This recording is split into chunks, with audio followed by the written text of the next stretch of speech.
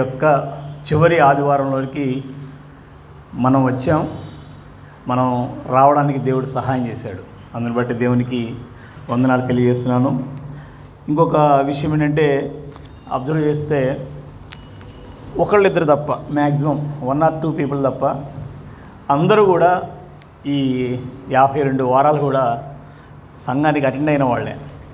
1 or 2 maybe, అంటే ఊరు వెళ్ళడం అలాంటి అక్కడ కూడా వేరే చర్చికి వెళ్ళి ఉంటారు కాబట్టి, మీ సంఘాల్లో అక్కడక్కడ కూడా వెళ్ళి ఉంటారు కాబట్టి 95% మ్యాక్సిమం పీపుల్ అందరూ కూడా 52 వారాలు అటెండ్ అయ్యి ఉండొచ్చు. ఒకళ్ళిద్దరూ మరి ఏదన్నా రీజన్ బట్టి అటెండ్ కాలేదేమో, కావాలని అయితే ఎవరు ఎగ్గొట్టి ఉండరని నేను అనుకుంటున్నాను. అందుని బట్టి సంఘాన్ని బట్టి దేవుణ్ణి స్తుతిస్తున్నాం. ఎందుకంటే అలాంటి ఒక కమిట్మెంట్ కూడా సంఘానికి రావడం అనేది చాలా మంచిది, అది ఒక ఆశీర్వాదం.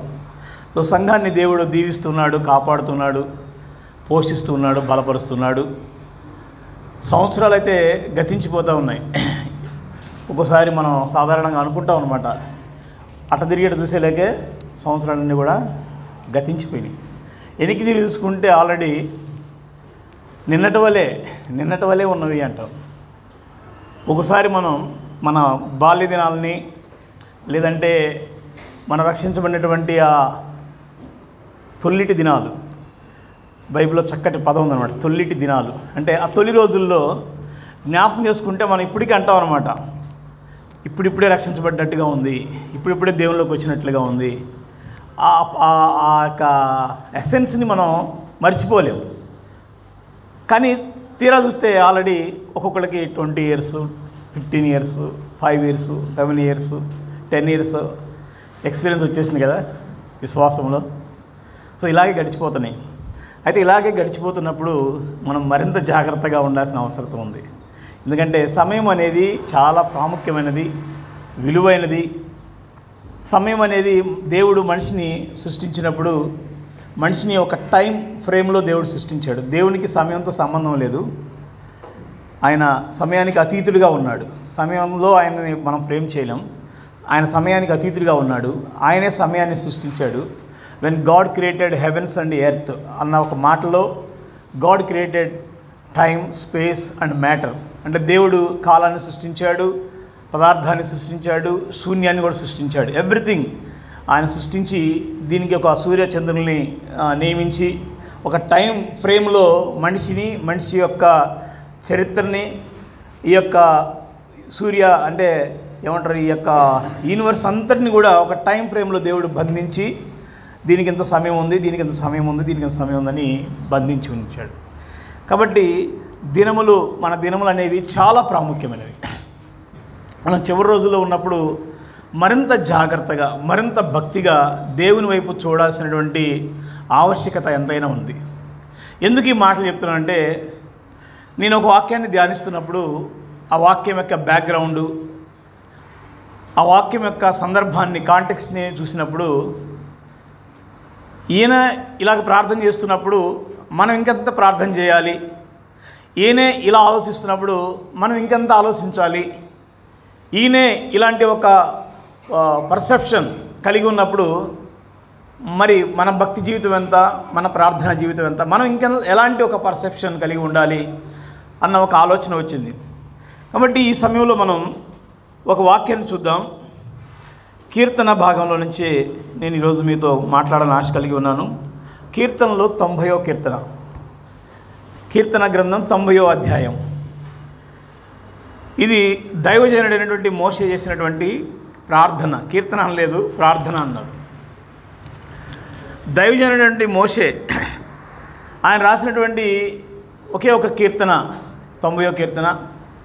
అంతేకాదు ఈ కీర్తనలోనే అతి పురాతనమైన కీర్తన, పాత కీర్తన ఏదైనా ఉందంటే ఈ కీర్తన. ఎందుకంటే మోషే రాశాడు కాబట్టి.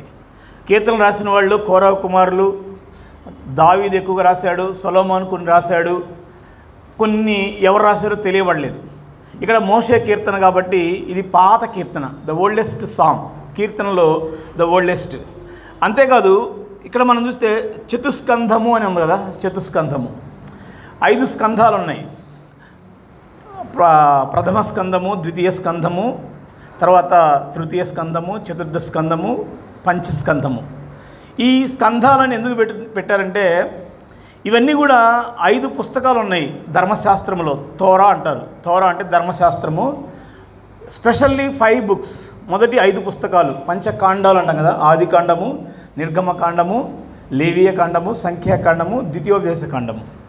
సో ఈ కీర్తనలన్నింటినీ కూడా వాటితో కంపేర్ చేసి వాటితో పోల్చి ఈ కీర్తనల్ని ఎక్కడెక్కడైతే ఆ కీర్తన తోరాలో ధర్మశాస్త్రంలో ఉన్నటువంటి విషయాలతో కంపేర్ చేస్తూ ఇవి రాయబడ్డవి.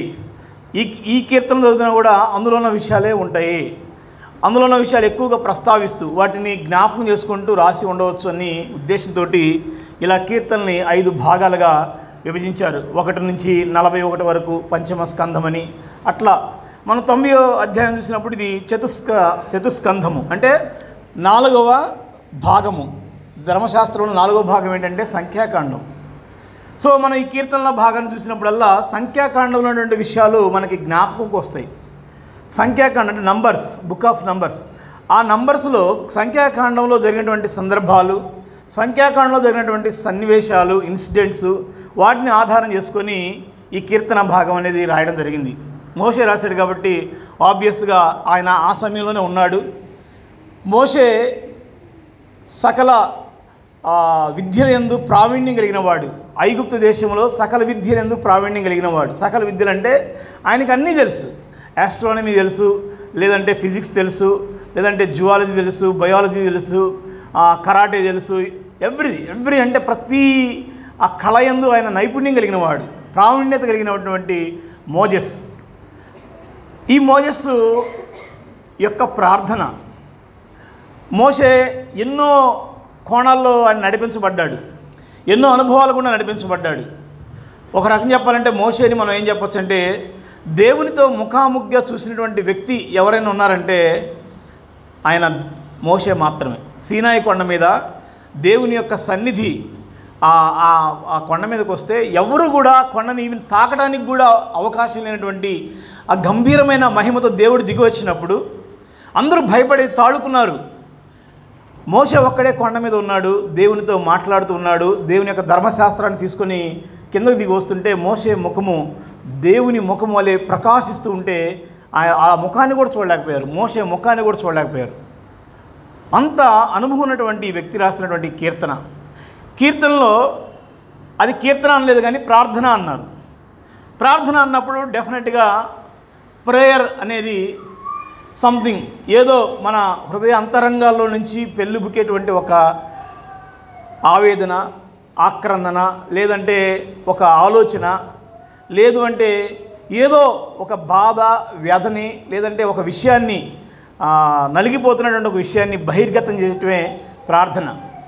సంతోషంతో కీర్తనలు రాస్తాము, పాటలు రాస్తాము, జయధ్వనులు చేస్తాము, లేదంటే ఆనందం ఉన్నప్పుడు కేరింతలు కొడతాము, రకరకాలుగా ఉంటాయి. కానీ ప్రార్థన అనేది సాధారణంగా నార్మల్గా ప్రార్థన అనేది ఎక్కడి నుంచి వస్తుందంటే హృదయం యొక్క అంతరంగంలో ఆ వ్యధల్లో నుంచి, ఆ బాధల్లో నుంచి, లేదంటే ఒక సమస్యల్లో నుంచి, ఏదో ఒక స్థితిగతుల నుంచి వాళ్ళు ప్రార్థనని చేయడం అనేది మనం చూస్తున్నాం. యోనా కూడా చాప కడుపులో ఉన్నప్పుడు ప్రార్థన చేశాడు. చాలా ప్రార్థనలు మనం విన్నాం. శిష్యులు కూడా ఆ పడవ మునిగిపోతున్నప్పుడు ప్రార్థన చేశారు. ప్రార్థన అనేది సంథింగ్ డీపెస్ట్ మీనింగ్ ఉంటుందన్నమాట.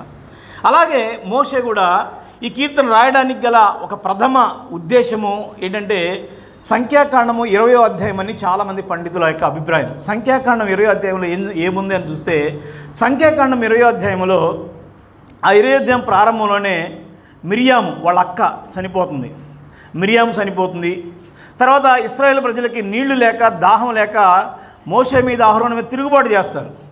ఎంతగా తిరుగుబాటు చేస్తారంటే నువ్వు ఎందుకు మోషే మమ్మల్ని తీసుకొని వచ్చావు? ఐగుప్తుల నుంచి మేము హాయిగా ఉండేవాళ్ళం కదా, మాకు అక్కడ సమాధులు లేవా, నువ్వు ఇక్కడ తీసుకొని వచ్చావు, ఎంత దూరం తీసుకొచ్చి మమ్మల్ని చంపేయడానికి. కానీ వాళ్ళు తమ విశ్వాస యాత్రలో ఒక రకంగా బలహీనం అయిపోయారు. దేవునికి అవిధేయత చూపిస్తున్నారు. దేవుని యొక్క నమ్మకత్వాన్ని వాళ్ళ యొక్క తొలి దినాల్లో చూశారు. దేవుని యొక్క మంచితనాన్ని వాళ్ళు చూశారు. ఎర్ర సముద్రాన్ని పాయలు చేసినటువంటి దేవుని అద్భుత ఆశ్చర్య కార్యాలను చూసి కూడా వాళ్ళు ఇప్పుడు మళ్ళీ ఏమన్నారంటే మీ దేవుడు ఏమయ్యాడు, లేకపోతే దేవుడు ఎందుకు మౌనంగా ఉంటున్నాడు, దేవుడు ఎందుకు కార్యాలు చేయట్లేదు, మమ్మల్ని చంపేస్తావా, అని దేవుని యొక్క నమ్మకత్వం మీద ప్రశ్నిస్తూ వాళ్ళు మాట్లాడారు. అప్పుడు మరలా ఈయనకి బాగా కోపం వస్తుంది. దేవుని దగ్గరికి వెళ్తారు అహరోను మోషే. వెళ్ళినప్పుడు దేవుడు అంటాడు, ఇదిగో ఆ బండ ఉంది, ఆ బండతో మాట్లాడు, నీళ్ళు ఇస్తాడు. ఆయన కోపంతో మాట్లాడాల్సినటువంటి మోషే ఆ రాయిని కొడతాడు.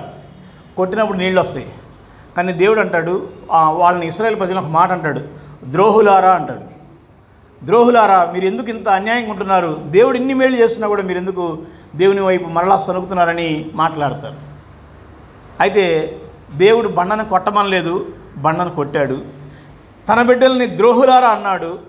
ఈ విషయాలని దేవుడు గమనంలోకి తీసుకున్నాడు.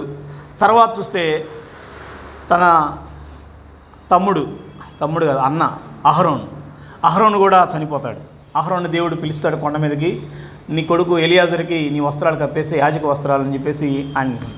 అంటే ఒకే ఒక సందర్భంలో ఎన్ని జరిగినాయి అంటే, తన అక్క చనిపోయింది, తర్వాత తన యొక్క అవిధేయత అనేది, అంటే దేవునికి ఆయన చెప్పిన మాట వినటువంటి పరిస్థితి వచ్చింది. బండను కొట్టాడు, బాధపడుతున్నాడు.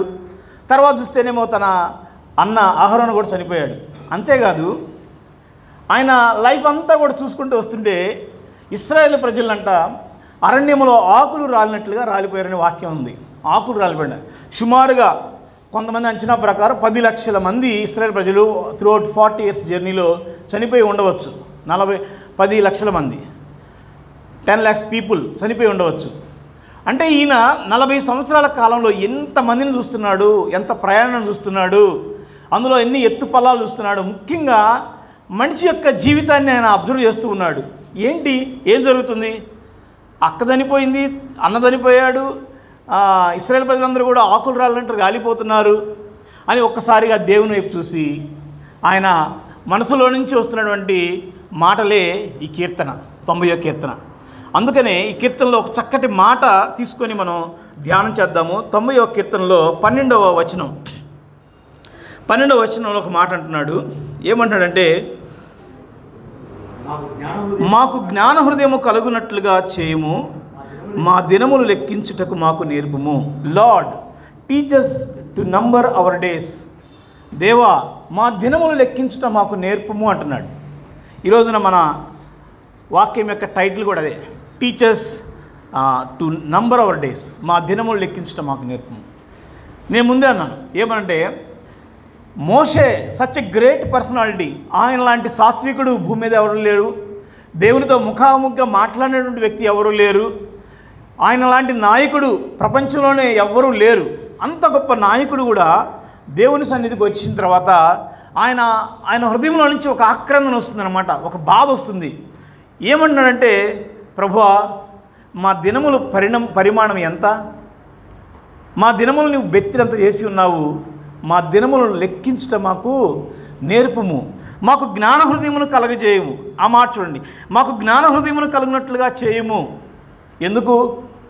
ఎందుకంటే ఇశ్రాయేలు ప్రజల యొక్క అవిధేయతను చూశాడు. తన యొక్క అవిధేయత కూడా తన కళ్ళ ముందు కనిపిస్తుంది. ఎత్తుపొలాలు చూశాడు. దేవుడు ఏ విధంగా ఒక్కోసారి తన కనికరాన్ని కుమ్మరిస్తున్నాడు చూస్తున్నాడు.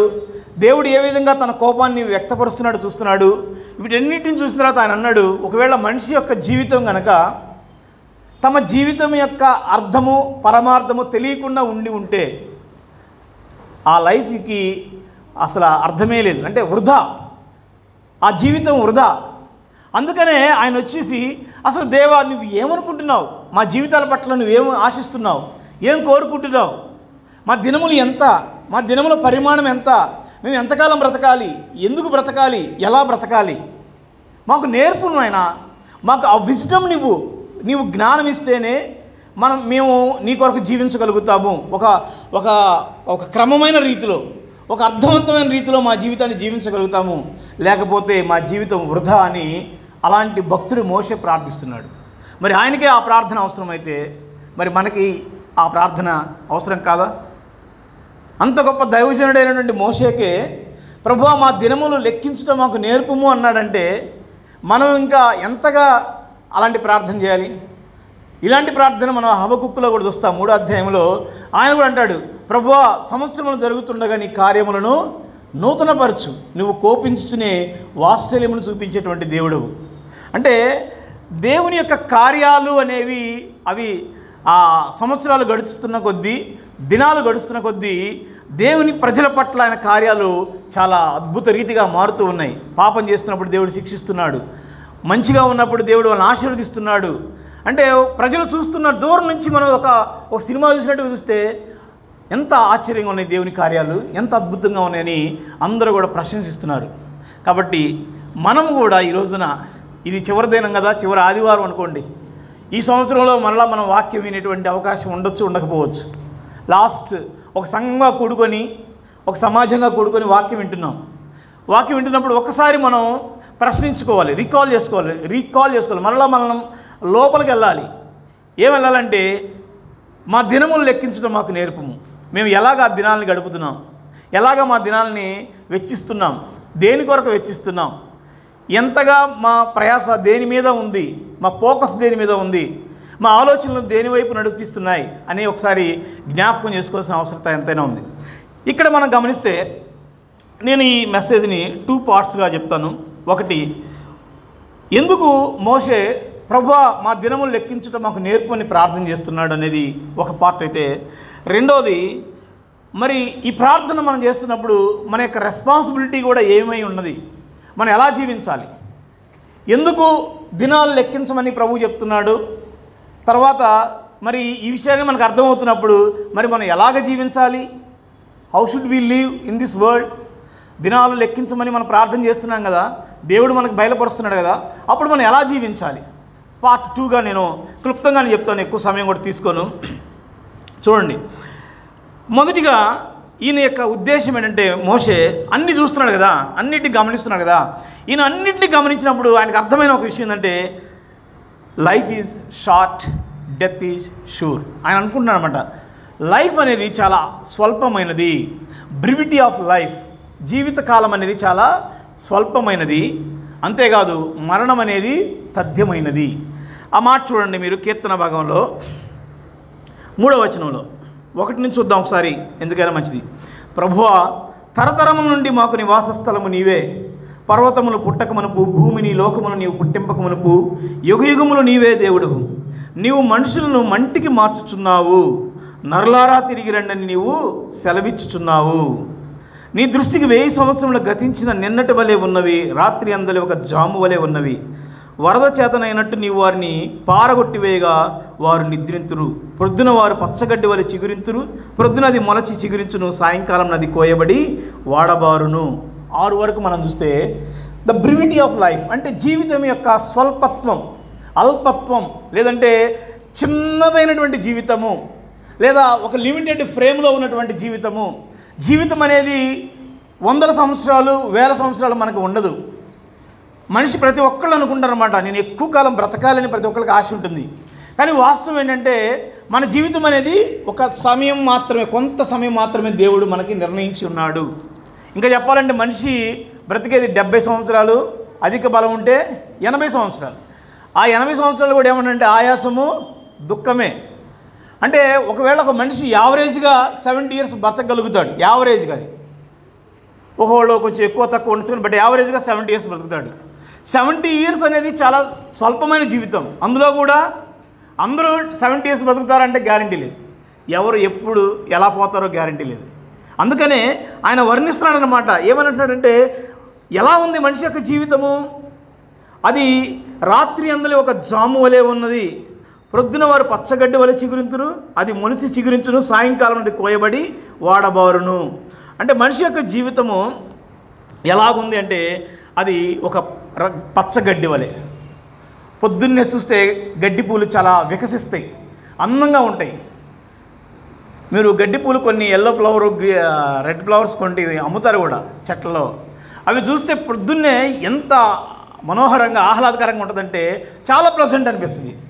బట్ మధ్యాహ్నం వచ్చేలేక మొత్తం వాడిపోయి, ఏంట్రా బాబు వీటి జీవితం ఇంతేనా అనిపిస్తుంది. రాత్రి కళ వస్తుంది, కళ చాలా బాగుంది, కళ్ళని ఉంటే బాగుండకుండా కొంతమంది. ఎందుకంటే కళ్ళలో మనకి ఎలాంటి రెస్ట్రిక్షన్స్ ఉండవు.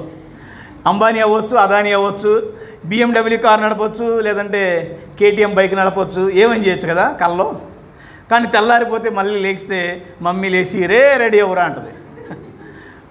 అంటే కళ అది అలా వచ్చి అలా వెళ్ళిపోతుంది. మనిషి జీవితం కూడా అలాగే అంటున్నాడు. కళ లాంటిది అని యోబు కూడా అంటాడు. తర్వాత మనిషి జీవితం పొగ వంటిది, అది అలాగ పొగ కనిపిస్తుంది, కాసేపటికి పట్టుకోవాలంటే కుదరదు, మాయమైపోతుంది. నీటి బుడగ వంటిది అని యాకోబు పత్రికలో అంటున్నాడు. ఆ బుడగ చూస్తున్నంతసేపు ఫట్ మని పగిలిపోతుంది. కాబట్టి మనిషి జీవితము చాలా స్వల్పమైనది, ద బ్రివిటీ ఆఫ్ లైఫ్ అని కరాఖండిగా దేవుని వాక్యం సెలవిస్తుంది. మోషే గమనించినప్పుడు, ఆయన ముందు ఎంతోమంది చనిపోతున్నప్పుడు, ఆయన కూడా చనిపోతాడని ఆయనకు అర్థమవుతున్నప్పుడు, ఆయన ముందే అహరోన్ చనిపోయినప్పుడు, ఆయన ముందే మిరియాం చనిపోయినప్పుడు, ఆయన ముందే వేల మంది ఇశ్రాయేలు ప్రజలు దేవుని యొక్క ఉగ్రతకి బలైపోయినప్పుడు, ఆ అరణ్యంలో ఆకులు రానట్టుగా రాలిపోతున్నప్పుడు ఆయన అనుకుంటున్నాడు అనమాట, ఏంటి ఈ జీవితం అంటే, జీవితం ఎంత స్వల్పమైంది కదా, జీవితం ఎంతో క్షణభంగురం కదా, దేవుడు జీవితానికి ఒక టైం ఫ్రేమ్ పెట్టాడు కదా అని ఆయన అనుకున్నాడు. అందుకన్నాడు, నరులారా రెండని తిరిగి రెండని నీవు సెలవిచ్చుచున్నావు. కింద కూడా ఒక మాట చూడండి, ఈ పక్కన 89లో అంటే అదే పేజీలో 48వ వచనం, అంటే అదే పేజీలో ఇటువైపు, మరణము చూడగా బ్రతుకు నరుడెవరు, పాతాళం యొక్క వశము కాకుండా తన్ను తాను తప్పించుకునగలవాడెవడు. మరణము చూడక బ్రతుకు నరుడెవరు. ఇస్ దేర్ ఎనీబడి మరణించకుండా ఉంటాను అన్నవాడు ఎవరైనా ఉన్నారా? మైకేల్ జాక్సన్ మీకు తెలిసే ఉంటుంది.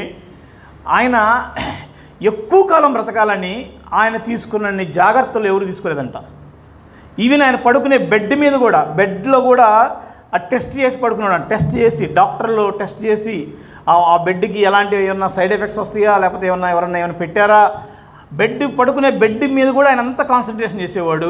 ఆయన ప్రతి తాగే వాటర్ మీద కాన్సన్ట్రేషన్ చేసేవాడు, తర్వాత తినే ఫుడ్ మీద కాన్సన్ట్రేషన్ చేసేవాడు. అన్నీ కూడా చెక్ చేసి బ్యాలెన్స్ చేసి హెల్త్ పరంగా డైట్ చేసి, ఎందుకంటే he want to live more and more, చాలా కాలం బ్రతకాలని ఆశపడ్డాడు. కానీ అతి తక్కువ వయసులోనే 50 సంవత్సరాలకి ఆయన చనిపోయాడు.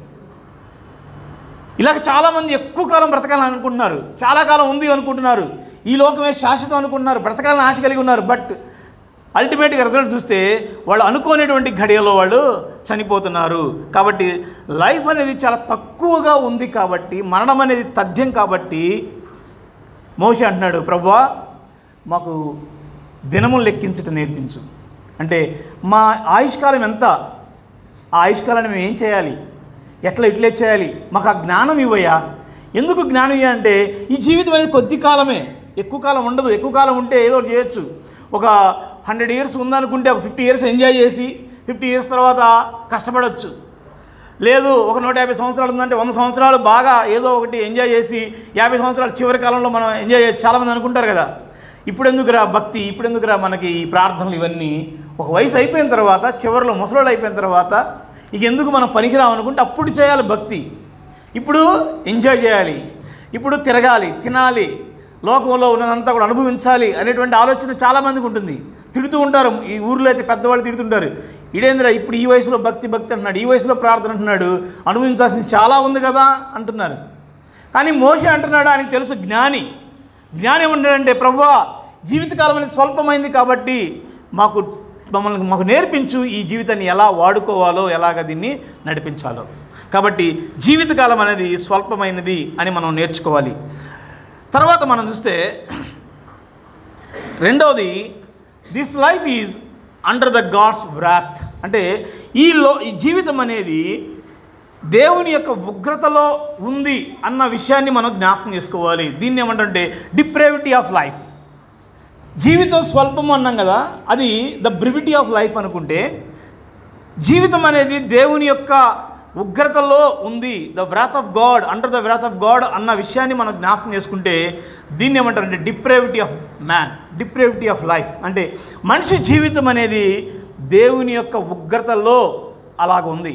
ఎలాగంటున్నారు, దేవుడు ఎందుకు ఉగ్రత చూపిస్తున్నాడు అంటే, కీర్తనకారుడు అంటున్నాడు చూడండి ఒకసారి 6-7 నుంచి, నీ కోపం వల్ల మేము క్షీణించుచున్నాము, నీ ఉగ్రతను బట్టి దిగులు పడుచున్నాము, మా దోషములు నీవు నీ ఎదుట ఉంచుకొని ఉన్నావు, నీ ముఖకాంతిలో మా రహస్య పాపములు కనబడుచున్నవి, నీ ఉగ్రతను భరించుచునే మా దినములన్నీ గడిపితిమి, నిట్టూర్పులు విడిచినట్లుగా మా జీవితకాలమంతయు జరుపుకుందుము. చూడండి, మోషే చూస్తున్నాడు కదా అందరినీ, ఆయనకు అన్నీ తెలుసు కదా, మోషే ఎన్నో విషయాలు గమనించున్నాడు కదా. ఎన్నో విషయాలు ఆయన ఎక్స్పీరియన్స్ అయి ఉన్నాడు కదా. ఆయన ఇప్పుడు మాట్లాడుతున్నమాట, ప్రభువా మా దోషములు, మా రహస్య పాపములన్నీ కూడా అవి మాకు రహస్యములు. కానీ రహస్యములు అనేవి ఎవరికి సంబంధించినవి? దేవునికి సంబంధించినవి. మనం చాలాసార్లు ఏదైనా తప్పు చేసినా, ఏదైనా చూడకూడదు చూసినా, ఏదైనా చేయకూడదు చేసినా ఎవరు లేరు, ఎవరు చూడలేదని మనం అనుకుంటాం. అంటే దాని అర్థం అది మనకు రహస్యం. కానీ దేవునికి అది రహస్యం కాదు. దేవునికి అది క్లియర్గా ఆయన ముఖకాంతిలో మా రహస్య పాపములన్నీ కనబడుచున్నవి. అంటే ఒక రకంగా చెప్పాలంటే మానవుని యొక్క దీనస్థితి ఎలా ఉందంటే, మానవుడు దేవుని యొక్క ఉగ్రతలో లేదంటే పాపాన్ని బట్టి దేవుడు చూపించేటువంటి కోపంలో ఉన్నాడు. పాపం అనేది దేవుని దగ్గరికి వెళ్లకుండా అది అడ్డుగా ఉంది. యెషయా భక్తుడు కూడా ఈ మాట అంటాడు. ఆయన ఏమంటాడు, మీ పాపములే దేవునికి మీకు మధ్యలో అడ్డుగా ఉన్నవి. దేవుడు తన కృపను చూపించడానికి సిద్ధంగా ఉన్నాడు. దేవుడు ఆశీర్వదించడానికి సిద్ధంగా ఉన్నాడు. దేవుడు దీవించడానికి రెడీగా ఉన్నాడు. దేవుడు తన కార్యాలు మీ ద్వారా చేయడానికి సిద్ధంగా ఉన్నాడు. కానీ సమస్య ఎక్కడ వచ్చిందంటే, మీ పాపములే దేవునికి మీకు అడ్డుగా వచ్చేసినవి, మీ పాపములు రక్తం వలె ఎర్రగా ఉన్నవి అంటున్నాడు. మనం ఇశ్రాయేల్ ప్రజలు ఒకసారి మీరు గమనించండి, వాళ్ళు ఎన్ని రకాల పాపాలు చేశారంటే అవన్నీ మనకు దృష్టాంతాలుగా రాయబడి ఉన్నాయి. కొరింథీ పత్రిక మనం 1 కొరింథీ 10వ అధ్యాయంలో చూస్తే వాళ్ళు చేయకూడని పనులను చేస్తున్నారు. విగ్రహారం చేస్తున్నారు, వ్యభిచారం చేస్తున్నారు, సణుగుకుంటున్నారు, గొణుక్కుంటున్నారు, ఇంకా అన్ని జనుల్లో కూడా లేనటువంటి భయంకరమైన పాపాలని వాళ్ళు చేస్తూ ఉన్నారు. దేవుడు వారి పాపాన్ని చూస్తున్నాడు. దేవుడు వారి నడకను గమనిస్తున్నాడు, వారి ప్రవర్తన గమనిస్తున్నాడు. ఇప్పుడు వాళ్ళ పరిస్థితి ఎలా ఉందంటే, మోషే చూసి అంటున్నాడు అన్నమాట, వీళ్ళందరి మీద దేవుని యొక్క ఉగ్రత అలాగే ఉంటుంది. అందుకని వాళ్ళు అరణ్యంలో ఆకులు రానట్లుగా రాలిపోతున్నారు. మనం ఈ సమయంలో జ్ఞాపకం చేసుకోవాల్సింది ఏంటంటే, దేవుడు చూస్తున్నాడు అన్న విషయాన్ని మనం ఎప్పుడు కూడా గమనించాలి. దేవునికి మరుగైంది లేదు. ఒక విషయాన్ని మీరు చూడండి, కొరింథీయులకు రాసినటువంటి మొదటి పత్రిక 4వ అధ్యాయం 5వ వచనంలో, కొరింథీయులకు రాసిన మొదటి పత్రిక 4:5, కాబట్టి సమయం రాకముందు అనగా ప్రభు వచ్చే వరకు దేన్ని గురించి తీర్పు తీర్చబడి ఆయన అంధకారమంతని రహస్యంలో వెలుగులోనికి తెచ్చి హృదయంలోని ఆలోచన బయలుపరచినప్పుడు ప్రతి వానికి తగిన ముప్పు దేవుడి వలన కలుగును. దేవుడు అంధకారమందలి రహస్యములను బయటకు తీసుకుని వస్తాడు. ఒక టైం ఉంది, దెర్ ఇస్ ఎ టైం, ఒక సమయం ఉంది. ఆ సమయంలో దేవుడు ప్రతి ఒక్కొక్కరి హృదయాల్లో ఉన్నటువంటి అంధకారంలో రహస్యాలన్నింటినీ దేవుడు బయలు తీసుకొస్తాడు. ప్రతి విషయాన్ని, అది మంచిదైనా కానీ చెడ్డదైనా కానీ, ఒక రోజున దేవుడు క్రీస్తు న్యాయపీఠం ముందు మనల్ని కూడా నిలబెడతాడు.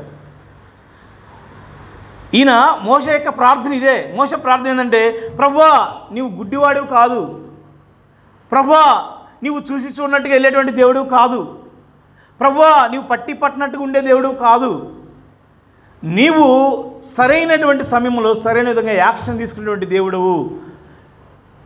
ఒకవేళ దేవుడిని తక్కువగా అంచనా వేసుకొని మేము ఇన్నాళ్ళు ఇలాగ నడుచుకుంటూ వచ్చాం, మాకు నచ్చినట్లుగా, మాకు మెచ్చినట్లుగా, మాకు ఇష్టం వచ్చినట్లుగా మేము నడిచాం. ఏమని? దేవుడు ఏముందిలే, దేవుడు క్షమిస్తాడులే, దేవుడు కృపణిస్తాడులే, ఈ దేవుడు చూసేనా ఇవన్నీ, ఆ దేవుడు అక్కడ దాకా వెళ్తాయా, దేవుడు అసలు ఉన్నాడా, దేవుడు ఇంత పర్టికులర్గా మా ఫ్యామిలీని కూడా గమనిస్తాడా, పర్టికులర్గా నన్ను ఇంతమంది వేల మంది జనసమూహంలో నన్ను పర్టికులర్గా పట్టించుకుంటాడా, నా మీద దృష్టి ఉంచుతాడా, నేను ఈ తప్పు చేసినా కూడా ఇదేముందిలే, ఒక వారం ఉంటే కవర్ చేయొచ్చు, మరుగైపోతుందిలే, ఒక నెల ఉంటే మరుగైపోతుందిలే, 2 నెలలు ఉంటే మరుగైపోతుందని ఇలాగ మనము అలాగ అనుకుని ఉంటాం అన్నమాట. ఇశ్రాయేలు ప్రజలు కూడా అలాగే అనుకున్నారు. కానీ దేవుడు పాపములను బయట పెట్టేటువంటి దేవుడు. He reveals the secret things. ఆయన హృదయాంతరంగంలో దాగి ఉన్నటువంటి ప్రతి పాపాన్ని కూడా ఆయన బయలుపెడతాడు. అందుకని దావీదు చాలాసార్లు ప్రార్థించినప్పుడు ఆయన ప్రార్థన ఏంటంటే, ప్రభువా నా అంతరంగమును శుద్ధీకరించుము, నాలో నీకు ఆయాసకరమైనది ఏమైనా ఉన్నదేమో దాన్ని శుద్ధీకరించుము అంటున్నాడు. ఈ రోజున మనం కూడా ఇలాంటి ఒక ప్రార్థన చేయాలి. ఏం ప్రార్థన చేయాలి? ప్రభువా ఈ సంవత్సరం అంతా కూడా డెఫినెట్గా నేను ఏ పాపం చేయలేదంటానికి ఎవరికి అధికారం లేదు. ఒప్పుకుంటారు కదా, నేను ఏ తప్పు చేయలేదు, నాలో ఎలాంటి కపటం లేదు, నాలో ఎలాంటి అసూయ లేదు, ద్వేషం లేదు, ఐఆమ్ పర్ఫెక్ట్ అనడానికి ఎవరికి అధికారం లేదు. డెఫినెట్గా మనం మనుషులం కాబట్టి, మానవులం కాబట్టి, మనుషులంగా మనకి ఎన్నో పాపాలు ఉండవచ్చు. ఆ పాపాల యొక్క తీవ్రత కూడా ఒక్కొక్కరికి ఒక్కొక్క ఇంటెన్సిటీ కూడా ఎక్కువ ఉండొచ్చు, తక్కువ ఉండొచ్చు.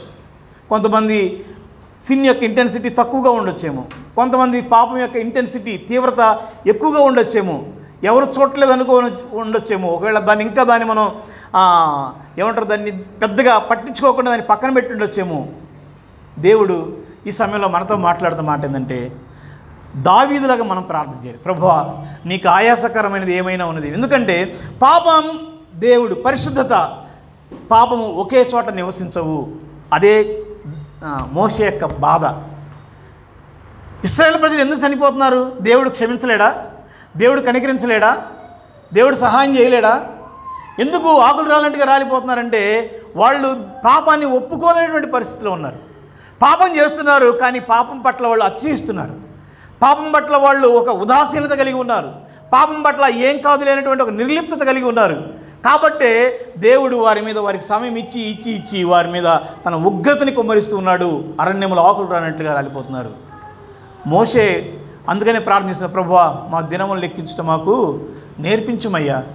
నేర్పిస్తే ఏమవుతుందంటే ఆ దినాల్లో, మనకున్నటువంటి దినాల్లో, గడిచిన దినాల్లో మనం చేసినటువంటి యొక్క అంధకార రహస్య పాపాలన్నింటిని కూడా ఒకసారి మనం ఒప్పుకునేటువంటి అవకాశం ఉంటుంది.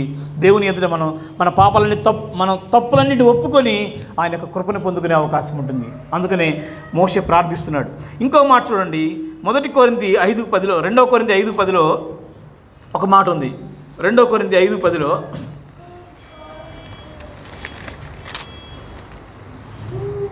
ఎందుకనగా తాను జరిగించిన క్రియల చొప్పున మంచివైనను సరే చెడ్డవైనను సరే దేహంతో జరిగించిన వాటి ఫలమును ప్రతి వాడును పొందినట్లు మనందరము క్రీస్తు న్యాయపీఠం ఎదుట ప్రత్యక్షం కావాలని ఆల్ బిలీవర్స్, ఆల్ అంటే విశ్వాసులందరూ, ప్రభు నమ్ముకున్న ప్రతి ఒక్కళ్ళు కూడా ఒక రోజున క్రీస్తు న్యాయపీఠం ఎదుట నిలబడవలసిందే. అది నరకానికి సంబంధించినటువంటి తీర్పు కాదు, కానీ దేవుని దగ్గర మనం నిలబడాలి. దేవుని ఎదుట నిలబడాలి. నిలబడినప్పుడు దేవుడు ప్రతి ఒక్కరిని లైన్లో నడిపిస్తూ ఉంటాడు. పలానా వ్యక్తి ప్లీజ్ కమ్, రత్నబాబు రా, ఎవరైనా చెప్తే మళ్ళీ ఫీల్ అవుతారు, అందుకని రత్నబాబు రా అంటాడు. అన్న తర్వాత మొత్తం మన హిస్టరీ అంతా చెప్తాడు. మనం చాలాసార్లు కన్విన్స్ చేయాలని ట్రై చేస్తూ ఉంటారు అన్నమాట దేవుని కూడా. ప్రభువా, ఆ సమయంలో నేను అలా ఎందుకు చేశానంటే యాక్చువల్గా అది ఏం జరిగిందంటే అని చెప్పడానికి ప్రయత్నిస్తాం, కానీ అక్కడ ఏం జరిగిందో కూడా దేవుడు చూపిస్తాడు. ఇటు చూపిస్తాడు, అటు చూపిస్తాడు, అన్ని వైపులు చూపిస్తాడు. దేవుడు మొత్తం చూపిస్తాడు. ఇప్పుడు మనం తల దించుకోవడం తప్ప ఏం చేయలేం. ఆయన ఎదుట తలదించుకొని మౌనంగా ఉండి ఏడ్చి రోధించడం తప్ప ఏమీ చేయలేము. అందుకని మనం ఏం చేయాలంటే, మనం ఎప్పుడూ కూడా దేవుని ఎదుట మన జీవితం ఎలాగుంది, అది సరైనగా ఉందా లేదా, పాపంలో ఉంటున్నామా లేదంటే పరిశుద్ధత వైపు ప్రాకులాడుతున్నామా అనేది మనం ఎప్పుడు కూడా ప్రశ్నించుకుంటూ ఉండాలి, జీవించకుండా. ఒకవేళ పాపంతో ఉంటే దేవుని యొక్క ఉగ్రత మన మీద, ఆ భారము, ఆ నిట్టూర్పులు. ఆయన అంటాడనమాట, దావీదు కూడా చాలాసార్లు ప్రార్థించినప్పుడు, ప్రభువా, నీ చెయ్యి నా మీద భారంగా ఉంది, చాలా బరువుగా ఉంది, నేను ఫ్రీగా ఉండలేకపోతున్నాను, ఫ్రీగా మాట్లాడలేకపోతున్నాను, ఫ్రీగా తిరగలేకపోతున్నాను, ఫ్రీగా కలవలేకపోతున్నాను, హృదయపూర్వకంగా ప్రార్థన చేయలేకపోతున్నాను, హృదయపూర్వకంగా సన్నిధికి రాలేకపోతున్నాను, హృదయపూర్వకంగా జాయ్ఫుల్గా ఉండలేకపోతున్నాను నీ సన్నిధిలో. కారణం ఏంటంటే నాలో ఉన్న ఆ రహస్యమైనటువంటి పాపము, అంధకారమైనటువంటి పాపము, నీకు వ్యతిరేకమైనటువంటి పాపము నన్ను కృంగదీస్తుంది, నిట్టూర్పులు నా జీవితాన్ని వెంటాడుతున్నాయి. కాబట్టి ఈ కీర్తనకారుడు అదే అంటున్నాడు, దావీదు, మోషే అదే అంటున్నాడు అనమాట, నిట్టూర్పులు విడుస్తూనే మా జీవితాలు ఉన్నాయి. కాబట్టి the life is under the God's wrath. That's why, అందుకని మనం ఏం చేయాలంటే ఎప్పుడు కూడా మనం పరిశీలించుకునేటువంటి ఒక ఆ కోణంలో, ప్రభువా నా జ్ఞానం ఇవ్వు, నన్ను నేను పరిశీలించుకునే జ్ఞానం ఇవ్వు, నన్ను నేను ఎగ్జామిన్ చేసుకునేటువంటి జ్ఞానం ఇవ్వు. ఎవరినో తీర్పు తీర్చడమో, ఎవరినో ఎగ్జామిన్ చేయటమో కాదు, నన్ను నేను పరిశీలించుకోవాలి, నా హృదయాన్ని నేను పరిశీలించుకోవాలి, నా జీవితాన్ని నేను పరిశీలించుకునే ఆ జ్ఞానం ఇవ్వని మోషే ప్రార్థిస్తున్నాడు. మరి మోషే ప్రార్థిస్తున్నాడు అంటే మనం ఇంకెంత ప్రార్థించాలి, మనం ఇంకెంత దేవుణ్ణి అడగాలి. కాబట్టి ఇది రెండో విషయాన్ని. మూడో విషయం మనం చూస్తే, there is a great need of God's grace and mercy. That's why there is a great need of God's grace and mercy. అంటే దేవుని యొక్క కృపా కనికరాలు మనకి నిండుగా కావాల్సినటువంటి అవసరత ఎంతో ఉన్నది. అందుకని ఈయన ప్రార్థిస్తున్నాడు, ప్రభువా మా దినములు లెక్కింపు మాకు నేర్పము అంటున్నాడు. చూడండి 90వ కీర్తనలో మరలా 12 నుంచి 13 నుంచి చూడండి. యెహోవా తిరుగుము, ఎంతవరకు తిరగకెందువు, నీ సేవకుల్ని సంతాపడము, ఉదయమున నీ కృపతో మమ్మను తృప్తిపరచుము, అప్పుడు మేము మా దినములన్నీ ఉత్సహించి సంతోషించదము. ఇక్కడికి వచ్చాక ముందేమో 12వ వచనానికి ముందేమంటాడంటే మా దినములన్నీ నిట్టూర్పులు, మా దినములంతా కూడా బాధ, మా దినములంతా కూడా కన్నీరు ఉంది, మా దినములలో ఒక నెమ్మది లేదు, స్థిరత్వం లేదు, ఆశ లేదు, ఒక సమాధానం లేదు. ఇక్కడ అన్నాడు ప్రభువా, ఒకవేళ నీ కృప మా మీద కుమ్మరించి ఉంటే నా వైపు తిరుగు ప్రభువా. అంటే దేవుడు ఎటువైపు ఉన్నాడు? ప్రార్థన చేస్తున్నాడు కదా మోషే ఏం ప్రార్థన చేస్తున్నాడు? ప్రభువా ఎన్నాళ్ళు తిరగకు ఎందువు అన్నాడు. అంటే దేవుడు ఎటువైపు ఉన్నాడు? ఎటువైపు ఉన్నాడు? వాళ్ళ వైపు ఉన్నాడా? వాళ్ళకి అభిముఖంగా ఉన్నాడా? అంటే వాళ్ళకి వ్యతిరేక దిశలో ఉన్నాడా? ఇశ్రాయేలు ప్రజల వైపు లేడు దేవుడు, దేవుని ప్రజల వైపు లేడు దేవుడు. ఎందుకు?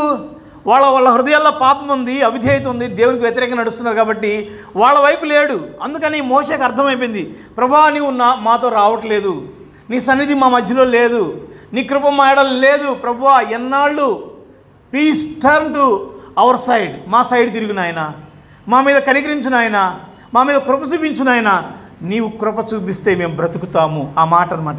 ఆయన అంటున్నాడు, ఉదయమున నీ కృపతో మమ్మల్ని తృప్తిపరచుము, అప్పుడు మేము మా దినములన్నీ ఉత్సహించి సంతోషించము. ప్రభువా మా దినములు లెక్కించడం మాకు నేర్పు అన్నప్పుడు ఆయనకు అర్థమైనటువంటి మాట ఏంటంటే, నీ కృప లేకుండా, నీ సహాయం లేకుండా మా దినములు మేము పూర్తి చేయలేము, మా దినములు మేము తృప్తిగా ఉండలేము, మా దినములు మేము సమాధానంగా ఉండలేము, మా దినములు ఒక పరిపక్వమైనటువంటి నువ్వు కోరుకున్నటువంటి స్థితిలో మా దినములు ఉండలేవు. Unless your grace is with us. నీ కృప మాతో లేకపోతే, మీ కృప మీ సన్నిధి మాతో రాకపోతే మా జీవితానికి అర్థం లేదు, అదంతా వ్యర్థం అంటున్నాను అనమాట. తృప్తిపరచమన్నాడు. అయితే ఈ విషయాన్ని మనం ఒకసారి, ఆయన అలా అన్నాడు కదా, ఎందుకు కృప కావాలి మనిషికి?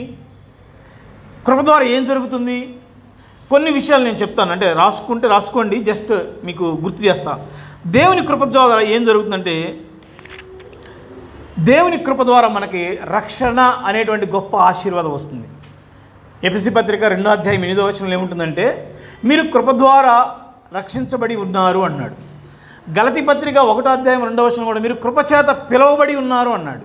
కృపచేత దేవుడు పిలిచాడు, కృపచేత దేవుడు రక్షించాడు. తర్వాత తిమోతి రాసినటువంటి మొదటి పత్రిక 2వ అధ్యాయం 1వ వచనంలో ఏమంటాడంటే, నా కుమారుడా క్రీస్తు యేసునందున్న కృపచేత బలవంతుడము కమ్ము. అంటే ఆ కృప ద్వారా మనం బలాన్ని పొందుకుంటున్నాము.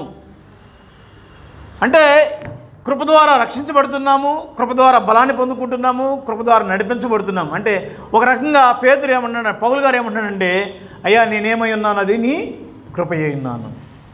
So we need grace, each and every day we need grace. ప్రతిరోజు మనకి కృప అవసరం, దేవుని యొక్క సహాయం అవసరం, దేవుని యొక్క స్పెషల్ ఎనేబుల్మెంట్ అవసరం, దేవుని యొక్క ప్రత్యేకమైన నడిపింపు అవసరం. మనం అనుకుంటాము, మనం ప్రార్థన చేయకపోతే ఏం కాదులే, మనం సరిగా బైబిల్ చదవకపోతే ఏం కాదులే, దేవుని విషయాల్లో అంత పెద్ద సీరియస్గా ఉండకపోతే ఏం కాదులే అనేటువంటి ఒక ఉదాసీనత అనేది మనలోనూ ఉంది. క్రిస్టియన్స్కి ఉన్నటువంటి 2 ప్రాబ్లమ్స్ ఉన్నాయంట. ఒక ప్రాబ్లం ఏంటంటే ఫెమిలియరిజం. మాకంతా తెలుసులే అనేటువంటి ఒక జబ్బు. మాకంతా తెలుసు అంటే వాళ్ళు ఇంకా నేర్చుకోవడానికి ఇష్టపడరు. వాళ్ళకి తెలిసింది కొద్దిగే. వాళ్ళు అనుకుంటారు మాకు అంతా తెలిసిపోయి మొత్తం మేము పర్ఫెక్ట్ అనుకుంటారు. వాళ్ళు ఇంకా నేర్చుకోవడానికి ఏమాత్రం అవకాశం చూపించరు, చదవరు, లేకపోతే వినరు, వాక్యం వినరు, శ్రద్ధగా దేనికి వాక్యం పట్ల ఆసక్తి చూపించరు. మాకు అన్నీ తెలుసులే, ఫెమిలియరిజం, ఇదొక జబ్బు. ఇంకొక జబ్బు ఏంటంటే క్యాజువాలిటీ. ఏముంది, ఎవడు చూశాడు, ఎవడు పోయాడు, ఎవరికి తెలుసు, ఏముందిలే. సండే అంటే నేను ఎందుకంటున్నానంటే, మనం కనుక సీరియస్నెస్గా ఉంటే మనం సంఘానికి లేటుగా రాలేము. అంటే లేటుగా రాలేమంటే దాని అర్థము, ఒకవేళ ట్రాఫిక్ జామ్ అయ్యి లేట్ రావడమో లేకపోతే అవి వేరే, మనం ఇంటెన్షన్గా రావడం వేరే. నేను దాని గురించి అంటలేదు. జనరల్గా ఏముందిలే అనుకొని వచ్చేవాళ్ళు చాలామంది ఉంటారు సంఘాలకి. బైబిల్ చదవకపోతే, ఈరోజు చదవకపోతే ఏముందిలే అనుకునేవాళ్ళు చాలామంది ఉన్నారు. ప్రార్థన చేయకపోతే ఏముందిలే అనుకునేవాళ్ళు చాలామంది ఉన్నారు. దేవుని పరిచర్యకి వెళ్ళకపోతే ఏముందిలే అనుకునేవాళ్ళు చాలామంది. అంటే దేవుని కార్యాల పట్ల ఒక నిర్లక్ష్యమైనటువంటి ధోరణి ఉండేటువంటి అవకాశము క్రైస్తవుల్లో ఉంది. వీటన్నిటిని అధిగమించాలి. మనం అనుకుంటాం ఈ లోకం ఏదో మనం చూస్తున్నంతసేపు చాలా మంచిగా ఉంది, హాయిగా ఉంది అనుకుంటున్నాం. మనకు తెలియకుండానే ఈ లోకం మన మీద విస్తృతమైనటువంటి ప్రభావాన్ని చూపిస్తుంది. మన కుటుంబాల మీద విస్తృతమైన దాని యొక్క ప్రభావాన్ని చూపిస్తుంది. మనకు తెలియకుండానే లోకం యొక్క ఆ విధానాలు కానీ, లోకం యొక్క ఆశలు కానీ, లోకంలో ఉన్నటువంటి వాళ్ళు నడిచేటువంటి ఆ యొక్క విషయాలన్నీ కూడా మన మీద ప్రభావం చూపిస్తుంది. క్రైస్తవులు ఈ రోజున అంత ఎఫెక్టివ్గా ఫలభరితంగా లేకపోవడానికి కారణం ఏంటంటే లోకం మన మీద అంత ప్రభావం చూపిస్తుంది. మరి ఇంత ప్రభావం చూపిస్తున్నప్పుడు మనం దేవుని కృప కోరుకోవద్దా? దేవుని సహాయం లేకుండా, దేవుని యొక్క ప్రత్యేకమైనటువంటి ఆ శక్తి లేకుండా, పరిశుద్ధాత్మ నడిపింపు లేకుండా క్రైస్తవ జీవితాన్ని మనం జీవించగలమా? జీవించలేము. దేవుని శక్తి లేకుండా మనలో పరిశుద్ధాత్మ కార్యాలు జరగవు. పరిశుద్ధాత్మ కార్యాలు జరగకుండా మనం దేవుని బిడ్డలకి ఈ లోకంలో జీవించడం సాధ్యం కాదు. అబద్ధం ఆడకుండా ఉండడం సాధ్యమవుతుందా అంటున్నారు కొంతమంది. సాధ్యం అవుతుంది పరిశుద్ధాత్మ నడిపింపు. That is the special grace enablement. దేవుని యొక్క ప్రత్యేక ఉన్నప్పుడు అబద్ధం ఆడకుండా ఉండడం సాధ్యమవుతుంది, లంచం తీసుకోకుండా ఉండడం సాధ్యమవుతుంది, లేకపోతే ఇంకో వక్ర మార్గాల్లో డబ్బు సంపాదించకుండా ఉండడం సాధ్యమవుతుంది. ఏదైనా సాధ్యమవుతుంది. భర్తకు లోబడ్డం సాధ్యమవుతుంది, భార్యలను ప్రేమించడం సాధ్యమవుతుంది, పిల్లల్ని పెంచడం సాధ్యమవుతుంది. ప్రతిదీ కూడా మనకు సాధ్యమవుతుంది. ఎప్పుడంటే మన మీద దేవుని యొక్క ప్రత్యేకమైన కృప ఉన్నప్పుడు మాత్రమే, మనం కృపని మనం కోరుకున్నప్పుడు మాత్రమే. God is ready to give the grace, sufficient grace. ప్రభు అన్నాడు, నా కృప నీకు చాలును. శ్రమలు వచ్చినాయి, కష్టాలు వచ్చినాయి. పౌలు అన్నాడన్నమాట, ప్రభువా నేనేం చేయాలి? ఈ ముళ్ళు నాలో ఉంది, ఈ బలహీనత నాలో ఉంది, నేను జయించలేకపోతున్నాను, నేను ఓవర్కమ్ చేయలేకపోతున్నాను, ఏం చేయాలన్నప్పుడు ప్రభు అన్నాడు, my grace is sufficient to you. నా కృప నీకు చాలు. అంటే సరిపోయినంత కృప దేవుడు సిద్ధంగా ఉంచాడు. The only thing is receive చేసుకునేటువంటి ఆ యొక్క సిద్ధపాటు నీలో ఉందా? దేవుడు శక్తిని ఇవ్వడానికి రెడీగా ఉన్నాడు, రిసీవ్ చేసుకోవడానికి రెడీగా ఉన్నావా? దేవుడు తన ఆత్మఫలాలతో నింపడానికి సిద్ధంగా ఉన్నాడు, ఆత్మఫలాలతో నింపబడడానికి నువ్వు సిద్ధంగా ఉన్నావా? Vice versa. దేవుడు బలవంతంగా ఏం చేయడు. మనం నేర్చుకోవాల్సింది ఏంటంటే, దేవుడు బలవంతంగా చేసేవాడైతే ఏదైనా తోటలో చేసేవాడు, ఆదాము పండు తినకుండా చేసేసేవాడు, అక్కడే చేసేవాడు. దేవుడు మనిషికి ఒక స్వేచ్ఛనిచ్చాడు, ఒక వ్యక్తిత్వాన్ని ఇచ్చాడు. నీవు నీ యొక్క వ్యక్తిత్వంలో నుంచి, నీ పర్సనాలిటీలో నుంచి నువ్వు స్వేచ్ఛగా నాకు కావాలి, ఈ దేవుడు కావాలి, ఈ ప్రభువు కావాలి, ఈ మార్గం కావాలి, ఈ సత్యం కావాలి అన్నప్పుడే దేవుడు విస్తారమైన కృప ఇస్తాడు. కలిగిన వానికే ఇవ్వబడుతుంది. ఆశ కలిగిన ప్రాణాన్ని దేవుడు తృప్తిపరుస్తా అన్నాడు. నీకు ఆశ ఉండాలే కానీ దేవుడు తృప్తిపరచకుండా ఉండడు. దేవునికి అసాధ్యమైనది ఏదీ లేదు కదా. మరి ఎందుకు మనం ఆత్మీయ జీవితాన్ని బలహీనంగా గడుపుతున్నాం? ఎందుకు మనం ఆత్మీయ జీవితాన్ని అంత ఎఫెక్టివ్గా గడపలేకపోతున్నాం? బికాజ్ వీఆర్ నాట్, అంటే మనమే అంత ముందుకు రావట్లేదు, మనం అడుగులు వేయట్లేదు దేవుని వైపుకి. ప్రభువా నీ కృప కావాలి, నీ కృప సిద్ధంగా ఉంది, నన్ను నడిపించని మనం ప్రార్థన చేయట్లేదు కాబట్టి మనం దాన్ని పొందుకోలేకపోతున్నాం. అందుకని మోషే ప్రార్థిస్తున్నాడు, ప్రభువా మా దినములు లెక్కించడం మాకు నేర్పుము. ఎందుకంటే మేము నేర్చుకుంటే నీ కృప యొక్క ఆవశ్యకత ఎంతో మాకు అర్థమవుతుంది. మేము నేర్చుకుంటే పాపం యొక్క పర్యవసానం ఏంటో మాకు అర్థమవుతుంది. మేము నేర్చుకుంటే మా జీవితం యొక్క ఆ స్వల్పత్వం ఏంటో, ఆ కొద్దిపాటి జీవితం అనేది ఏంటో మాకు అర్థమవుతుంది. కాబట్టి మాకు నేర్పించమంటున్నాడు. ఇప్పుడు ఒక రెండు విషయాలు నేను చెప్పి ముగిస్తాను. సింపుల్. ఒకవేళ దేవుడు మనకు నేర్పిస్తూ ఉన్నాడు అనుకోండి, బైబిల్లో నుంచి, బైబిల్ అంతా కూడా అదే కదా, దేవుని యొక్క మాటలే కదా. మనం ఏం అర్థం చేసుకోవచ్చు? దేవుడు కనుక మనకు నేర్పించాలనుకున్నాను అనుకో, దేవుడు ఏం నేర్పిస్తాడు, ఏం చెప్తాడు, మనకు ఏం బోధిస్తాడంటే ఈ కీర్తన నుంచి మనకు అర్థమైన విషయాలు ఏంటంటే, ఆయన చెప్పేదంటే live every day in the light of eternity. దేవుడు ఏం నేర్పిస్తున్నాడంటే ప్రతిరోజు కూడా నిత్యత్వపు వెలుగులో నువ్వు జీవించు, నిత్యత్వపు వెలుగులో జీవించు అని దేవుడు నేర్పిస్తున్నాడు. చూడండి, ఈయనేమన్నాడు 91వ వచనంలో, ప్రభువా తరతరముల నుండి మాకు నివాస స్థలము నీవే, పర్వతములు పుట్టక మునుపు, భూమిని లోకమును నీవు పుట్టింపక మునుపు, యుగయుగములు నీవే దేవుడవు. God is eternal God. దేవుడు నిత్యుడైనటువంటి దేవుడు, దేవుడు పరిశుద్ధుడైనటువంటి దేవుడు, దేవుడు సమస్తానికి అతీతంగా ఉన్న నిత్యత్వం ఉన్నటువంటి దేవుడు. ప్రభు అంటున్నాడు, దేవుడు నరులని తిరిగి రండి అని పిలుస్తున్నాడు. అంటే మనం ఒకరోజు వెళ్ళాలి కదా, కంపల్సరిగా ఒకరోజు వెళ్ళాల్సిందే. నువ్వు ఎంత కాదన్నా, ఎంత బిగబట్టినా, నువ్వు ఎన్ని డోలలు వేసుకున్నా, ఎన్ని సిరప్లు వాడినా, ఎన్ని డ్రై ఫ్రూట్స్ వాడినా ఒకరోజు మనం వెళ్ళాల్సిందే. అది గ్యారంటీ లేదు, లైఫ్కి గ్యారంటీ లేదు. చావుకి గ్యారంటీ ఉంది కానీ లైఫ్కి గ్యారంటీ లేదు. సో వన్ డే దేవుని మన దగ్గరికి వెళ్ళాల్సిందే. అప్పుడు ఒకసారి జ్ఞాపకం చేసుకోండి, దేవుని దగ్గరికి వెళ్ళినప్పుడు మనం దేవుని యొక్క మహిమను మనం చూసినప్పుడు దేవుడు ఆయన తీర్పు తీర్చే విధానం మనం చూస్తున్నప్పుడు, ఆయన సింహాసనం మీద కూర్చున్న దేవుడిని మనం చూస్తే మనం తలెత్తుకోగలమా? ఆ రోజున అవకాశం ఉంటుందా? పోనీ ప్రభువా సారీ ప్రభువా నేను మిస్ అయిపోయాను, జస్ట్ అనుకోలేదు, ఇంత ఉంటుంది అనుకోలేదు. ఏదో బ్రదర్స్ చెప్తూ ఉంటే దేవుడు మహిమా స్వరూపుడు, తీర్పు తీరుస్తాడు, నీతిగల న్యాయాధిపతి, పరిశుద్ధుడు, పవిత్రుడు, పాపులో చాలా ప్రత్యేకంగా ఉన్నవాడు, ఇవన్నీ చెప్తూ ఉంటే మేము ఏదో మాకేదో ఇని అన్నట్టుగా నిద్రలో సగం మెలకులో సగం విని అర్థమయ్యే సగం అర్థం కాక సగం ఏదో మాకు అట్లా అనిపించింది. కానీ ఇప్పుడు వచ్చి చూస్తే ప్రభువా నిజంగా నువ్వు ఎంత మహిమ కలిగిన దేవుడవు, నువ్వు నిజంగా ఉన్నావు ప్రభువా అని, సారీ ప్రభువా నేను అనుకున్నట్టుగా జీవించలేదు, గివ్ మీ ద ఛాన్స్, నేను మళ్ళా వెళ్ళి మళ్ళీ హాయిగా మంచిగా జీవిస్తా, ఇప్పుడు చూపిస్తా నా జీవితం అసలు భక్తి ఏందో నేను చూపిస్తా, అసలు నా ప్రార్థన ఏంటో నా పరిచర్య ఏంటి ఇప్పుడు చూపిస్తా అనే అవకాశం ఉంటుందా? ఉండదు. There is no second chance even believers also. మనం అన్యులకు అనుకుంటాం, ఇది అవిశ్వాసులకు అనుకుంటాం, రెండవ అవకాశం లేదు, ఇప్పుడే మారు మనసు పొందండి. ఇది వాస్తవమే, మారు మనసు పొందడానికి మళ్ళీ అవకాశం రాదు, ఈ జీవితంలోనే మారు మనసు పొందాలి. మారు మనసు పొందినటువంటి దేవుని బిడ్డలు కూడా దేవుని కొరకు జీవించాలి, అది ఈ లోకంలోనే, ఈ శరీరంలోనే. There is no second chance. ఒకవేళ నువ్వు దేవుని ఎదుటికి నిలబడినప్పుడు ప్రభువు నిన్ను చూసి బలా నమ్మకమైన మంచి దాసుడా, నా కొరకు నువ్వు నీతిగా జీవించావు, న్యాయంగా జీవించావు, సఫర్ అయ్యావు, ఇదిగో జీవి కిరీటాన్ని తీసుకో, ఇదిగో మహిమ కిరీటాన్ని తీసుకో, ఇదిగో అక్షయ కిరీటాన్ని తీసుకో, ఇదిగో వాడభారని కిరీటాన్ని తీసుకో అని ప్రభువు మనకి ఆ బహుమతులు ఇచ్చేటువంటి వేళ అంత ధైర్యంగా మనం ప్రభు ఎదురు నిలబడగలమా? పౌల్లాగా చెప్పగలమా ఇక మీదట నా కొరకు నీతి కిరీటం దాచబడి ఉందని? వాళ్ళందరూ మన ముందు మనం అనుకుంటాం, మనం ఊహించని వాళ్ళు, మనం అనుకుని వాళ్ళు, మనం అసలు తలంపులో లేని వాళ్ళందరూ కూడా కిరీటాలు పొందుకుంటామంటే మనం సిగ్గుపడేటువంటి పరిస్థితి వస్తుంది. కాబట్టి ఎవ్రీ డే కూడా మనం ప్రతిరోజు లేచినప్పుడు మనం జ్ఞాపకం చేసుకుని, ప్రభువా ఈరోజు నేను చచ్చిపోతే లేదా ఈరోజు నీ రాకడ వస్తే నా పరిస్థితి ఏంటి? ఈరోజు నేను చచ్చిపోతాను, ఈరోజు దేవుని దగ్గరికి వెళ్ళిపోతాను అనే ఆలోచనలోనే మనం ఎప్పుడు బ్రతకాలంట.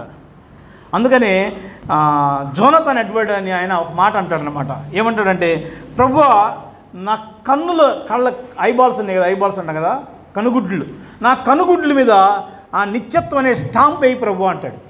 నిత్యత్వం అనే స్టాంప్ వేస్తే కళ్ళు తెరిస్తే చాలు నిత్యత్వం కనపడాలి. కళ్ళు తెరిస్తే నిత్యత్వం, పరలోకం.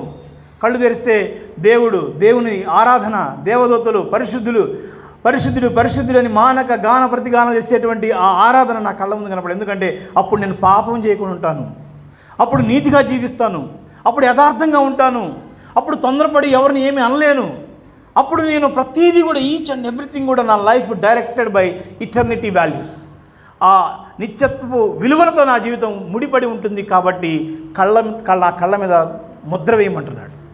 కాబట్టి మనం ప్రతిరోజు నిత్యత్వ వెలుగులో మనం జీవించాలి.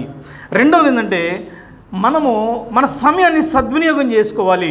Redeem the time, leave wisely in this earthly time. ఈ లోకంలో ఉన్నప్పుడే మనం సమయాన్ని సద్వినియోగం చేసుకోవాలి. సమయం అనేది మరలా రాదు. దేవుని వాక్యం చెప్తుంది, సమయమందున వాక్యమును ప్రకటించుము. పౌలు కూడా అదే అంటాడనమాట. మీరు సమయమును పోనీయక దుర్వినియోగం చేసుకొనక, దినములు చెడ్డవి కనుక అజ్ఞానుల వలె మీరు ఉండకుండా జ్ఞానుల వలె సమయాన్ని మీరు సద్వినియోగం చేసుకోండి. దినములు చెడ్డవి, ఈ రోజులు బాగాలేదు, మనకు తెలియకుండానే మనం అనేక ట్రాప్లో పడిపోతున్నాం. ఫోన్ అనే ట్రాప్లో పడిపోతున్నాం, లేకపోతే అనేక రకాల ఉచ్చులో మనం పడిపోతున్నాం. కొంతమంది ఫ్యాషన్స్, ట్రెండ్స్, రకరకాలు, ఒకటి కాదు. నీ బలహీనత ఏంటో దేవుడికి, సాతానికి, నీకు ముగ్గురికి తెలుసు. నా బలహీనత ఏంటో సాతానికి తెలుసు, దేవుడికి తెలుసు, నీకు తెలుసు. ఏం చేయాలా? సాతానికి తెలుసు కాబట్టి వాడు ఊరుకోడు. నీ బలహీనతని మళ్ళీ రెచ్చగొట్టి నిన్ను లాగాలని చూస్తూ ఉంటాడు. నీ బలహీనత నీకు తెలుసు కాబట్టి, దేవుడికి తెలుసు కాబట్టి నీ బలహీనత దేవుని దగ్గర ఒప్పుకోవాలి. ప్రభువా ఈ విషయంలో నేను బలహీనంగా ఉన్నాను, ఈ విషయంలో నాకు అవ్వట్లేదు, నాకు సహాయం చేయమని దేవుని యొద్ద ఒప్పుకుంటే డెఫినెట్గా దేవుడు ఆ విషయంలో నీకు జయాన్ని ఇచ్చి సాతాన్ని ఓడిస్తాడు. నిర్లక్ష్యంగా ఉంటే కనుక డెఫినెట్గా సాతానికి తెలుసు నిన్ను ఎలా ట్రిక్ చేయాలో, సాతానికి తెలుసు నిన్ను ఎలాగా ట్రాప్ చేసి లాగాలో. అందుకనే సాతాన్ యొక్క తంత్రములను మనం ఎరుగని వారము కాము అని బైబిల్లో చూస్తాం. కాబట్టి మనం సమయం పట్ల చాలా జాగ్రత్తగా ఉండాలి, సమయాన్ని వృధాపరచకూడదు. మూడవది, చివరిదిగా అని చెప్పి ముగిస్తాను, labour for lasting things, not passing things. అంటే అక్షయమైన వాటి కోసం కష్టపడాలి కానీ క్షయమైన వాటి కోసం మనం కష్టపడాల్సిన అవసరం లేదు. నిత్యము నిలిచి ఉండే వాటి కోసం మనం ప్రయాసపడాలి, అనిత్యమైన వాటి కోసం మనం ప్రయాసపడనక్కర్లేదు. ఈ లోకంలో 90%, నేను స్ట్రాంగ్గా చెప్పగలను, 90% లోకంలో ప్రజలందరూ కూడా they are trying for, working for, labouring for the passing things. అంటే అక్షయమైన వాటి కోసం, అక్షయమైన పాడైపోయి లేకపోతే ఎక్కువ రోజులు రానటువంటి వాటి కోసమే వాళ్ళు ప్రయాసపడుతున్నారు. వాళ్ళు చదువులు, ఉద్యోగాలు, వ్యాపారాలు, డబ్బు, పేరు, ప్రఖ్యాతులు, ఇంకా ఇల్లు కొనాలి, వాకిళ్ళు కొనాలి, అది కొనాలి, ఇది కొనాలి, ఒక ఉన్నతమైన స్థాయిలో ఉండాలి. దీనికోసం వాళ్ళు దేవుని పక్కన పెట్టేస్తున్నారు, దీనికోసం వాళ్ళు ఎథిక్స్ పక్కన పెట్టేస్తున్నారు, దీనికోసం మొరాలిటీని పక్కన పెట్టేస్తున్నారు. వాళ్ళు ఏ కాడకి వాళ్ళ లైఫ్ అంతా కూడా దే ఆర్ స్పెండింగ్, కష్టపడేదంతా కూడా ఈ లోకం కోసమే. కానీ ఒక రోజున లోకాన్ని విడిచిపెట్టిపోవాలి కదా, ఆ సంగతి వాళ్ళు మర్చిపోతారు. ఒక రోజున ఈ జీవితం శాశ్వతం కాదు కదా, దాన్ని మర్చిపోతున్నారు. మనిషి పుట్టినవాడు గిట్టక తప్పదు కదా, ఆ విషయాన్ని మర్చిపోయి ఏదైతే అనవసరమైన విషయాల మీద వాళ్ళు ఖర్చు చేస్తున్నారు, కష్టపడుతున్నారు. కానీ బైబిల్ ఏం చెప్తుంటే లోకము దాని ఆశలు గతించిపోవచ్చున్నవి కానీ, నెక్స్ట్ మీరు చెప్పాలి, లోకము దాని ఆశలు గతించిపోవచ్చున్నవి కానీ, లోకము దాని ఆశలు గతించిపోవచ్చున్నవి కానీ, నెక్స్ట్ దేవుని చిత్తము చేయవాడు నిరంతరము నిలుచును. దేవుని చిత్తం చేస్తే, దేవుని కొరకు జీవిస్తే, దేవుడు చెప్పినట్లుగా మనం చేయడానికి ఇష్టపడితే వాళ్ళు నిరంతరము జీవిస్తారు, ప్రభువుతో కూడా ఉంటాడు. ఎందుకంటే ప్రభువు నిరంతరం ఉండేవాడు కాబట్టి, ప్రభువుకి పాస్ట్, ప్రజెంట్, ఫ్యూచర్ అన్నీ తెలుసు కాబట్టి, ఒకవేళ మనం ప్రభు కోసం జీవించామనుకోండి, ప్రభువు ఒక రోజున అందరి ముందు మనం లేపి, ఈయన కుమారుడు, ఈయన కుమార్తె నా కోసం సాక్షిగా నిలబడింది, నా కోసం కొన్ని విషయాలు త్యాగం చేసింది. ఈమెకి ఒక మంచి జాబ్ ఆఫర్ వచ్చింది, అక్కడ చర్చి లేదు, కానీ ఈమె సంఘం కోసం చర్చిని జాబ్ను వదులుకుంది, గవర్నమెంట్ జాబ్ వదులుకుంది. దేవుడు ఆమెను ఘనపరుస్తాడు. అది ఆమెకి నిత్యత్వం కూడా ఒక క్రౌన్గా, ఒక కిరీటంగా ఇవ్వబడుతుంది. మరి ఒకసారి ఆలోచించండి, మనం దేనికోసం కష్టపడుతున్నాం, దేనికోసం ప్రయాసపడుతున్నాం, దేనికోసం మన ప్రయాస ఒకసారి మనం ఆలోచించాలి. ఒకసారి మనం ఏమనుకుంటామంటే, దేవుని కోసం మనం ఏదో కష్టపడితే మనం లాస్ అయిపోయాము, నష్టపోయాము, బాధపడుతున్నాము, బర్డెన్ అయిపోతుంది, చాలా ఇబ్బంది అయిపోతుంది అనుకోవచ్చు. కానీ ఒక మాట చెప్తాను ఏమండి, ఒక దైవజనుడు ఏమనంటే, when I consider the cross of Christ, how can I anything that I do be called the sacrifice. అంటే యేసుక్రీస్తు యొక్క శిలువ యాగాన్ని నా కళ్ళ ముందు పెట్టుకున్నప్పుడు, యేసుక్రీస్తు యొక్క శిలువ త్యాగం ఎదుట నేను నిలబడినప్పుడు, దేవుని కోసం నేను చేసే ఏదైనా కానీ అది త్యాగం ఎలా అవుతుంది? Compare to cross of Christ, యేసుక్రీస్తు త్యాగాన్ని ఒక పక్కన పెడితే ఇంక నువ్వు ఏం చేసినా కూడా అది త్యాగం ఎలా అవుతుంది? ఎందుకంటే అన్ని త్యాగాలకు మించిన త్యాగం యేసుక్రీస్తు యొక్క శిలువ యాగం. దానితో మనం ఏ త్యాగాన్ని కూడా పోల్చలేము, ఎవరిని కూడా పోల్చలేము. కాబట్టి అసలు ఒక్కసారి మనం దేవుని యొక్క ఆ యొక్క క్రాస్ ఆఫ్ క్రైస్ట్ మన కళ్ళ ముందు పెట్టుకుంటే, ప్రభువా నా కోసం, దీనుడైన నా కోసం పరలోకం దిగి వచ్చావు,